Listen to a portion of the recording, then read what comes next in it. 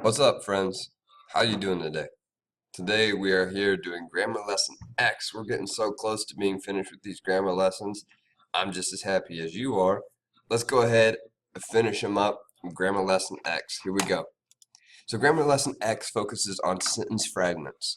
This is the issue, right? Lots of on your paper. If I ever write a big F-R-A-G frag, that means you have a sentence fragment. Now there's two tests that we can do for sentence fragments. Test number one for sentence fragments: say your sentence out loud and walk away. Pretend you're saying it to someone else and walk away. Does your listener remain confused, seemingly missing something? Read that sentence out loud.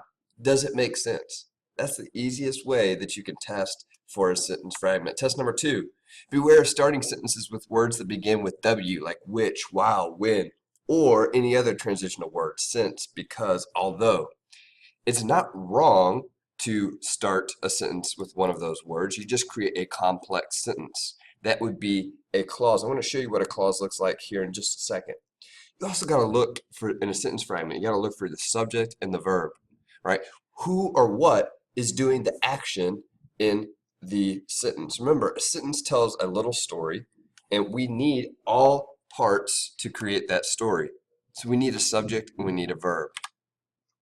So take a second and then correct the sentence fragments in this small paragraph.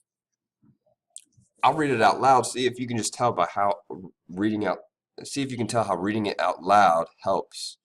Even though sentence fragments seem easy to avoid by writers who have written a lot, they occur all the time.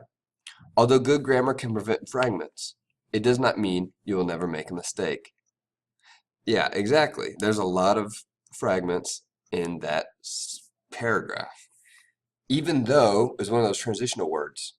We would have to say, even though sentence fragments seem easy to avoid by writers, comma, who have written a lot, comma, they occur all the time. Or you could take out that comma there and just say they occur all the time.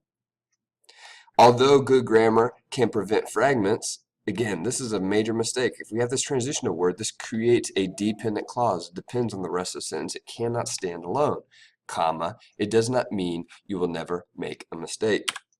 On No Red Ink, we're going to go back and look at dependent versus independent clauses, right? So look here. Take a look at just the underlined portion of these sentences and think to yourself, is that a complete or an incomplete thought? Cho Chang hid behind the potted plant. Complete, right? Cho Chang's our subject, hid is our verb. That tells us a little story. Excited about the trip. Incomplete thought. We don't know who, if we just look at the underlined portion, is excited about the trip. 3. Jabba the Hutt crawled into bed.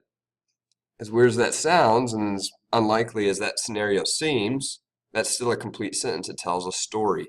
Jabba the Hutt crawled into bed. So take a look at these sentences, see if we can find the dependent clause. This is the part that's their incomplete thought that needs the rest of the sentence to remain a sentence. Yeah, look for these transitional words, which he thought needed more color. By itself, it's not a sentence, so it needs to be attached to the independent clause. It depends on the independent clause. While the plane was taking off. Again, it depends on Treebeard read a book. That's our independent clause. Last one.